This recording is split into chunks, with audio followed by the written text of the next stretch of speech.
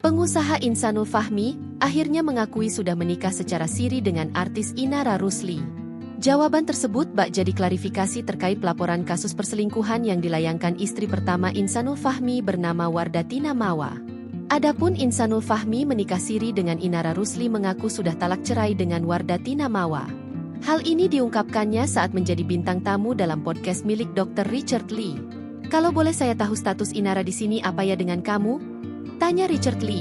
Dikutip dari YouTube Dr. Richard Lee, Mars, Rabu, 26 November 2025, via tribunnews.com. Kita udah menikah, ada buktinya. Jelas Insan sapaannya.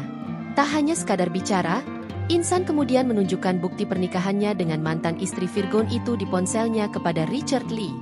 Mengetahui fakta yang ada, Dr. Richard pun tampak terkejut. Kamu dengan Inara? Tanya Dr. Richard Lee lagi. Iya, terang Insanul Fahmi. Dr. Richard Lee lantas membacakan bukti adanya pernikahan di antara Insan dan Inara. Di situ tertera nama Insan dan Inara telah melangsungkan akad nikah dengan mas kawin dan saksi pernikahan. Saya bertanda tangan di bawah ini menerangkan nama tersebut Insan Ina Idola Rusli pada hari sekian, tanggal, bulan 8 bertempat tinggal di Jakarta, ucap Dr. Richard.